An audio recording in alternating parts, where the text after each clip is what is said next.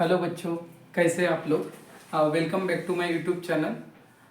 तो आज हम देखेंगे केमिस्ट्री के अंदर स्टीरियो आइसोमेरिज्म।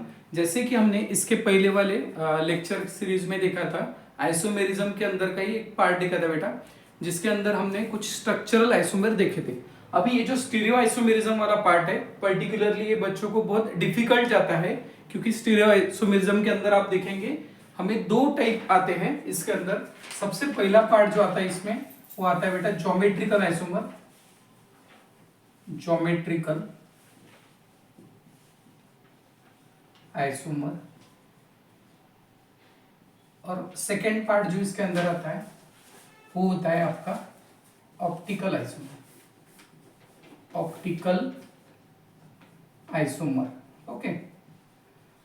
तो यहाँ पे आप देखेंगे, सबसे पहले तो आपके माइंड में सवाल आ रहा होगा, जैसे हमने स्ट्रक्चरल आइसोमर पार्ट पढ़ा था, उसके अंदर हमने बोला था कि compound having same molecular formula but different structure. तो मॉलिक्यूलर फॉर्मूला सेम होने वाले कंपाउंड को ऑब्वियस हम आइसोमर बोलते हैं। अब स्टीरियो आइसोमेरिज्म के अंदर भी आपको बेटा मतलब आइसोमेरिज्म वर्ड तो दिख ही रहा है, तो आइसोमर का मतलब तो होता है कि मॉलिक्यूलर फॉर्मूला तो सेम होना चाहिए। यहाँ पे भी सेम कंडीशन है, लेकिन उसके साथ साथ अगर हम देखें तो यहाँ पे जो कनेक्टेड एटम रहते हैं वो सेम रहते हैं, लेकिन उनका जो ओरिएंटेशन है वो डिफरेंट हो जाता है। उसी की वजह से बेटा हमारे स्टीरियो आइसोमेरिज्म यहाँ पे बनते हैं। तो मैं एक एग्जांपल आपको जनरल दे देता हूँ, जिससे आपको आइडिया आ जाएगी। जैसे अगर मैं कार्बन कार्बन डबल बॉन्ड की बात करूं, और यहाँ पे अगर ऑप्टिकल आइसोमेरिज्म में एक कार्बन लूं जिसकी वैलेंसी होती है 4, ओके। तो अभी क्या होता है, यहाँ पे डबल बॉन्डेड के अंदर पर्टिकुलरली हम ये स्ट्रक्चर क्यों देखते हैं, क्योंकि यहाँ पे आपका रेस्ट्रिक्टेड रोटेशन होता है कार्बन कार्बन डबल बॉन्ड के अंदर। अगर मैं यहाँ पे दो ग्रुप जोड़ू, CH3H और ये CH3H, अब यहाँ पे मैं मतलब डिफरेंट ग्रुप भी ले सकता था, ठीक है। तो यहाँ पे अगर आप देखेंगे तो एक कार्बन के ऊपर दोनों ग्रुप जो होते हैं वो होने चाहिए आपके पास डिफरेंट। इधर भी एक कार्बन के ऊपर होने वाले ग्रुप डिफरेंट होने चाहिए। हाँ, इन दोनों में अगर आप देखिए मिथाइल मिथाइल सेम है, HH सेम है, ये चलेगा, लेकिन एक कार्बन के ऊपर दो जो मिथाइल ग्रुप होते हैं वो डिफरेंट आने चाहिए। अब इसी स्ट्रक्चर को अगर मैं नीचे निकालू बेटा, तो मैं क्या कर सकता हूं, अभी यहाँ पे मिथाइल ग्रुप आपको सेम साइड दिख रहे थे, इसको मैं अपोजिट साइड भी लिख सकता हूं। मतलब क्या है कि जो कनेक्टेड एटम है इनका जो रोटेशन आप देखेंगे, ठीक है, इनका रोटेशन की वजह से आपको इनके डिफरेंट स्ट्रक्चर दिखते हैं। जैसे यहाँ पे HH अगर आप देखें अपोजिट साइड है, मिथाइल भी अपोजिट साइड है, और इसमें CH3 और H सेम साइड है। तो एक पार्ट आपका ज्योमेट्रिकल आइसोमेरिज्म में होता है। सिर्फ यही होता है क्या? तो नहीं, इसके अलावा भी बहुत सारे पार्ट होते हैं, जैसे कि साइक्लिक के अंदर भी हम शो कर सकते हैं। अब ऑप्टिकल आइसोमेरिज्म के अंदर अगर मैं यहाँ पे देखूं, यहाँ पे अगर मैं डिफरेंट ग्रुप अटैच करता हूँ, जैसे CH3 है, Cl है, H है या फिर OH है, मतलब एक कार्बन जिसको चारों डिफरेंट ग्रुप लगे होंगे, उस कार्बन को कहते हैं हम बेटा कायरल कार्बन। कायरल सेंटर बोल सकते हैं या फिर कायरल कार्बन बोल सकते हैं। एक कार्बन को अगर चारों डिफरेंट ग्रुप लगे तभी वो कायरल सेंटर होगा। अगर एक भी ग्रुप सेम आ गए तो वहां पे हम बोलेंगे कि नो कायरल सेंटर। उसके बाद इसकी जो इमेज बनेगी उसी से हम ऑप्टिकल आइसोमेरिज्म को इसके अंदर डिटेल में पढ़ेंगे। तो ये मैंने एक आपको बेसिक आइडिया दे दी। अभी जो ज्योमेट्रिकल आइसोमेरिज्म वाला जो पार्ट है, मतलब आप यहाँ पे अगर देखेंगे तो यहाँ पे देखेंगे दोनों स्ट्रक्चर में मिथाइल और दो हाइड्रोजन, दो मिथाइल ग्रुप अटैच है, लेकिन यहाँ पे रोटेशन हुआ है। रोटेशन होने की वजह से आप देखेंगे कि इधर वाला जो मिथाइल ग्रुप है ये नीचे आ गया, हाइड्रोजन ऊपर चला गया, तो इसका एक डिफरेंट स्ट्रक्चर आपके पास बन गया, ओके। तो सेम तरीके से अगर हम यहाँ पे देखें, मुझे पता है कि आइसोमर पढ़ते वक्त बहुत बार आपको मतलब कंफ्यूजन होता है, लेकिन आज हम कोशिश करेंगे कि आपके सारे कंफ्यूजन जो है वो इसके अंदर दूर हो जाए। जैसे यहाँ पे अगर हम देखें तो इसकी हम एक मिरर इमेज बना सकते हैं, जो भी ऑप्टिकल आइसोमेरिज्म वाला पार्ट है। एक कार्बन को चारों डिफरेंट ग्रुप अटैच होंगे तो वो पार्ट होगा आपका ऑप्टिकल आइसोमर। तो अभी सबसे पहले तो देखेंगे हम ज्योमेट्रिकल आइसोमर को, हम कौन ज्योमेट्रिकल आइसोमर शो कर सकता है, कौन नहीं शो कर सकता है, ये हम कैसे पहचानते हैं। जैसे एक तो स्ट्रक्चर मैंने अभी आपको बता दिया बेटा यहाँ पे, ठीक है। तो इस फॉर्म को अगर हम देखें, सिमिलर ग्रुप सेम साइड है, तो इस फॉर्म को हम सिस बोलते हैं। और सिमिलर ग्रुप अगर अपोजिट साइड है तो इस फॉर्म को हम क्या बोलते हैं बेटा? ट्रांस बोलते हैं। तो ये भी एक पार्ट आ जाता है। अभी एग्जाम में आपके जो सवाल आता है वो सवाल ये आ सकता है कि GI शो करेगा कि नहीं करेगा। जैसे मैं आपको एक एग्जांपल देता हूं। अभी जहाँ पे आपके पास कार्बन कार्बन डबल बॉन्ड है, यहाँ पे H लगा है, यहाँ पे H लगा है, यहाँ पे मिथाइल लगा है और यहाँ पे H लगा है। तो ये GI शो करेगा क्या? अगर ऐसा सवाल आपको पूछा जाता है तो आप सबसे पहले तो एक कार्बन चेक करेंगे, इसको दोनों ग्रुप डिफरेंट लगे, ये तो ठीक है, लेकिन इस कार्बन को दोनों ग्रुप क्या लगे आपके पास? सेम लगे, तो ये स्टीरियो सेंटर आपका बन नहीं सकता। और एक भी कार्बन अगर स्टीरियो सेंटर नहीं बन सकता तो ये ज्योमेट्रिकल आइसोमेरिज्म नहीं शो करेगा पूरा स्ट्रक्चर। ओके, अगर मैं और एक एग्जांपल आपके पास दूं, यहाँ पे देता हूं मिथाइल Br Cl और H। तो अभी अगर आपको सवाल पूछा जाए कि ये GI शो करेगा कि नहीं करेगा, तो यस शो करेगा, क्योंकि एक कार्बन को दोनों ग्रुप डिफरेंट लगे और इधर भी एक कार्बन को दोनों ग्रुप डिफरेंट लगे। देखिए, एक कार्बन को दोनों ग्रुप डिफरेंट लगते हैं तो इसको बोलते हैं हम स्टीरियो सेंटर। स्टीरियो सेंटर मतलब वो कार्बन स्टीरियो सेंटर है कि नहीं है, वो भी बेटा आपको पहचानना होता है। तो एक कार्बन को दोनों डिफरेंट ग्रुप लगे, इसका मतलब ये स्टीरियो सेंटर है, और इधर वाले कार्बन को भी दोनों डिफरेंट लगे तो ये स्टीरियो सेंटर है। लेकिन आप बोलेंगे सर इसके जैसा तो इसके अंदर सिमिलर नहीं है, इस ट्रांसफॉर्म तो नहीं बना सकती, तो यस, मतलब आपके मन में जो सवाल आ रहा है वो करेक्ट है बेटा, कि इसको हम सिस और ट्रांस के फॉर्म में नहीं बना सकते, तो फिर किस फॉर्म में कर सकते हैं हम इसको? तो उसका भी एक टाइप है। जैसे हमने सिस और ट्रांस तो देखा कि सिमिलर ग्रुप सेम साइड में है और सिमिलर ग्रुप अपोजिट साइड में है। सेम साइड है तो सिस बोलेंगे और अपोजिट साइड है तो ट्रांस बोलेंगे। तो इसके लिए जो कॉन्फ़िगरेशन आता है बेटा वो आता है EZ कॉन्फ़िगरेशन। अब Z मतलब क्या होता है कि सेम साइड होने चाहिए आपके हाई प्रायोरिटी ग्रुप, हाई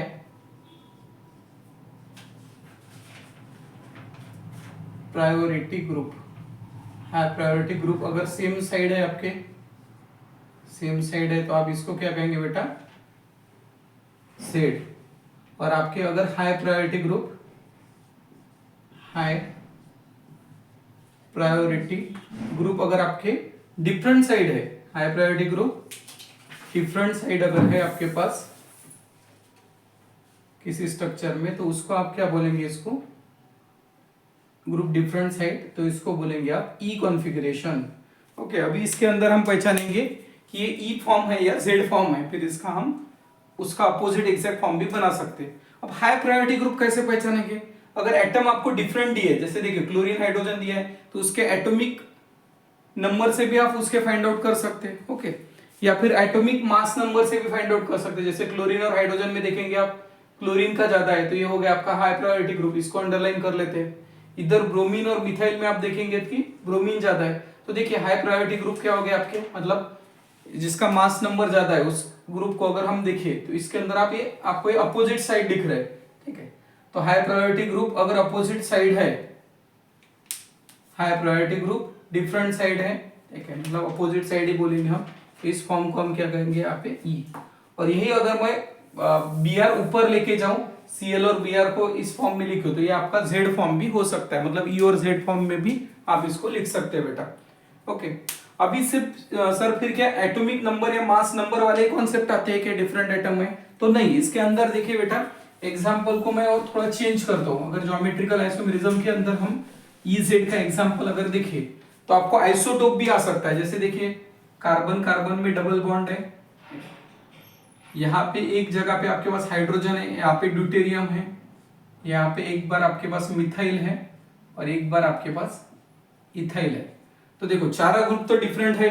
अब मिथाइल इथाइल में तो हमें पता है कि इथाइल का मास ज्यादा है तो इसको हम हाई प्रायोरिटी वाला मान लेंगे बेटा। और हाइड्रोजन ड्यूटेरियम के अंदर अगर हम देखें तो मास के अकॉर्डिंग ड्यूटेरियम जो है, मतलब हाइड्रोजन तो आपका प्रोटियम ही कहलाता है आइसोटोप, दूसरा ड्यूटेरियम है और तीसरा ट्यूटियम है। तो ड्यूटेरियम का मास क्योंकि हाइड्रोजन के मास से ज्यादा है, हाइड्रोजन का 1 है, ड्यूटेरियम का 2 है, तो हम ड्यूटेरियम को प्रायोरिटी ज्यादा देंगे आइसोटोप के केस में। तो देखिए हाई प्रायोरिटी वाले ग्रुप आपके सेम साइड आ गए, तो इस कॉन्फ़िगरेशन को क्या बोलेंगे हम? Z। अगर इनको मैं इधर का C2H5 ऊपर लेके जाओ, अगर अपोजिट साइड चले जाइए, तो ये फॉर्म आपका E भी बन सकता है। अब फिर डबल बॉन्डिंग ट्रिपल बॉन्डिंग में कैसे करेंगे वो भी एग्जांपल आपको दे देता हूं। देखिए जैसे बेटा यहाँ पे अगर मेरे पास CH डबल बॉन्ड CH2 है और इधर अगर मेरे पास CH2 CH3 ग्रुप लगा है, एक केस हो सकती है, ठीक है। इधर एक लगा है फिनाइल ग्रुप, या फिर मैं इसको C6H5 भी बोल सकता हूँ, और यहाँ पे लगा है मेरे पास HC ट्रिपल बॉन्ड C, ऐसा ग्रुप लगा है। तो इसके अंदर आपको प्रायोरिटी याद रखनी है। देखिए जो बेंजीन रिंग वाला ग्रुप है C6H5, इसकी प्रायोरिटी ज्यादा होंगी। उसके बाद आपके पास HC triple bond CH triple bond की, उसके बाद आपके पास CH2 डबल बॉन्ड CH2 की, और उसके बाद आपके पास सिंगल बॉन्ड की मतलब अल्केन की प्रायोरिटी आएगी बेटा। ओके, तो यहाँ पे अगर मैं देखूं इन दोनों के अंदर ट्रिपल बॉन्ड और C6H5 में C6H5 की प्रायोरिटी ज्यादा है। ओके, तो इसको मैं सर्कल कर लेता हूँ, ये हो गया हमारा हाई प्रायोरिटी का ग्रुप यहाँ पे। ओके, और इधर अगर मैं देखूं बेटा तो यहाँ पे आपको क्या दिख रहा है, हाई प्रायोरिटी का ग्रुप डबल बॉन्ड है और यहाँ पे सिंगल बॉन्ड है। तो डबल बॉन्ड सिंगल बॉन्ड में से आपके डबल बॉन्ड की प्रायोरिटी ज्यादा। तो मतलब दोनों अगर आप देखेंगे कि हाई प्रायोरिटी वाले ग्रुप आपके सेम साइड में है यहाँ पे, तो इस कॉन्फ़िगरेशन का नाम क्या होगा हमारा Z। तो इस तरीके से आप E और Z के फॉर्म में भी इसको मतलब डिफाइन कर सकते हैं ज्योमेट्री वाला आइसोमेरिज्म वाला पार्ट। कब, जब चारों ग्रुप आपके डिफरेंट लगे हो, तो उस केस में। अगर हाँ आपके सिमिलरिटी ग्रुप में दिखते हैं तो सिस और ट्रांसफॉर्म भी मैंने आपको बता दिया कि अगर सिमिलर ग्रुप अगर आपके सेम साइड है तो सिस, और सिमिलर ग्रुप अगर आपके अपोजिट साइड है तो उसको हम क्या कहेंगे, ट्रांस। तो ये तो आपको मतलब स्ट्रक्चर कैसे दिया है उससे भी आप फाइंड आउट कर सकते हैं कि आपको सिस ट्रांसफॉर्म यूज करना है या फिर EZ कॉन्फ़िगरेशन करना है। ओके, उसके बाद अगर हम देखें इसके अंदर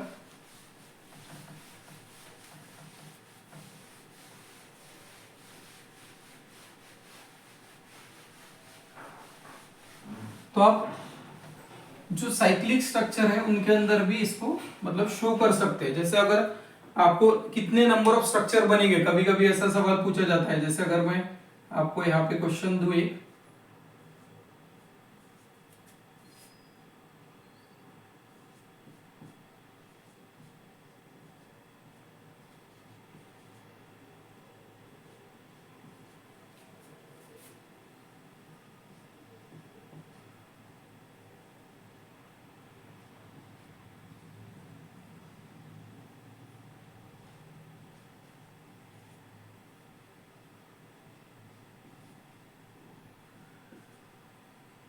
देखिए एक स्ट्रक्चर है हमारे पास और इसके अंदर कितने GI बन सकते हैं। अगर आपके पास एक मतलब एक्टिव डबल बॉन्ड आता है, देखिए एक्टिव डबल बॉन्ड किसे कहते हैं, जैसे अगर मैं एक कार्बन को देखूं, इसको दोनों ग्रुप डिफरेंट लगे, इसको मैं स्टार मार्क करूंगा। ये कार्बन देखिए इसको एक H लगा है और इधर साइड ये पूरा ग्रुप लगा है, मतलब ये भी डिफरेंट ग्रुप है। तो जिसके पास दोनों स्टीरियो सेंटर आ जाते हैं उस डबल बॉन्ड को क्या कहते हैं बेटा, हम एक्टिव डबल बॉन्ड। ये हो गया आपके पास active double bond, active double bond हो गए। अब जो भी एक्टिव डबल बॉन्ड होगा वो उसकी इमेज बनाएगा, मतलब जो भी उसका C से ट्रांसफॉर्म बने या फिर E या Z फॉर्म बने तो उसको हम बना सकते हैं। मतलब एक अगर आपको एक्टिव डबल बॉन्ड मिल गया, मतलब आप क्या कर सकते हैं उसके और एक इमेज बना सकते हैं, मतलब टोटल 2 स्ट्रक्चर बनेंगे। लेकिन यहाँ पे अगर मैं चेक करूं, देखिए ये वाला कार्बन को मिथाइल और ये पूरा ग्रुप लगा है, मतलब ये तो आपका स्टीरियो सेंटर है, ये कार्बन तो आपका स्टीरियो सेंटर यहाँ पे दिखा रहा है। लेकिन ये कार्बन को आप देखेंगे दोनों सेम ग्रुप हैं तो नो स्टीरियो सेंटर, ये स्टीरियो सेंटर नहीं है। और एक भी डबल बॉन्डेड कार्बन के अंदर अगर स्टीरियो सेंटर नहीं है तो आपका एक्टिव डबल बॉन्ड नहीं बनेगा, मतलब इसकी इमेज आप बना नहीं सकते, सिर्फ इसकी इमेज बनेगी बेटा। तो इसके वजह से इसके अंदर टोटल अगर आप ज्योमेट्रिकल आइसोमर बनाने की कोशिश करेंगे तो इसके अंदर आपके पास आएंगे 2। अगर ऐसा सवाल आपको कभी पूछा जाए तो इसके अंदर आप उसको आइडेंटिफाई कर सकते हैं। कंटिन्यूअस डबल बॉन्डेड स्ट्रक्चर में भी पूछा जाता है। उसके बाद आपको जो साइक्लिक रिंग होता है उसके अंदर भी कभी कभी पूछा जा सकता है। तो इस तरीके से आप स्टीरियोआइसोमेरिज्म का जो पार्ट है उसको सॉल्व कर सकते हैं।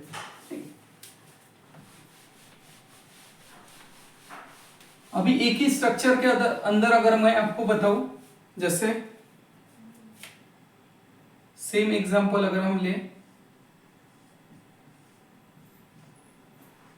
इधर मिथाइल ग्रुप लगा है, इधर हाइड्रोजन लगा है, इधर क्लोरीन लगा है, यहाँ पे डबल बॉन्ड है आपके पास। ओके, उसके बाद अगर हम यहाँ पे देखें तो यहाँ पे आपका Cl लगा है, ये जो ग्रुप है आपका ये CH3 है। उसके बाद यहाँ पे तो 4 बॉन्ड इसके बन गए, इधर एक मैं H लगाता हूँ।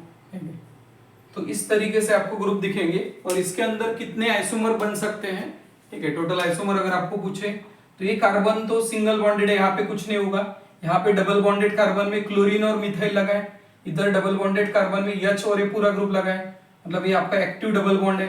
देखिए ऐसे पहचाना हमने, एक्टिव डबल बॉन्ड, मतलब जिस कार्बन के अंदर आपके पास दोनों डिफरेंट ग्रुप लगे होंगे वो आपके हो जाएंगे स्टीरियो सेंटर, और जिस डबल बॉन्ड के अंदर दोनों स्टीरियो सेंटर है बेटा उसे हम क्या कहेंगे, एक्टिव डबल बॉन्ड। ओके, तो ये तो आपका एक्टिव डबल बॉन्ड हो गया यहाँ पे, तो डबल बॉन्ड एक्टिव हो गया तो इसके आप इमेज बना सकते हैं। ओके, और सिमिलरली अगर आप देखिए ये कार्बन, तो इसको भी चारों ग्रुप डिफरेंट लगे, तो ये हो गया आपका कायरल कार्बन। कायरल कार्बन है तो ये कौन सा आइसोमर दिखाएगा आपको, ऑप्टिकल आइसोमर, और एक्टिव डबल बॉन्ड कौन सा आइसोमर दिखाएगा आपको, जी मतलब एक तो इसकी इमेज बनेंगे, एक इसकी इमेज बनेंगे, मतलब टोटल यहाँ पे आइसोमर अगर हम देखें तो हमारे पास डिफरेंट आइसोमर बना सकते हैं, मतलब टोटल 4 दिखेंगे हमारे पास, इसकी इमेज बनेगी और सेम इसकी भी इमेज बनेगी। तो इस तरीके से हम इसके अंदर क्या होता है कि अगर आपके पास एक ही स्ट्रक्चर के अंदर डबल बॉन्डेड और मतलब स्टीरियो सेंटर वाला पार्ट ऑप्टिकल पूछ लिया जाए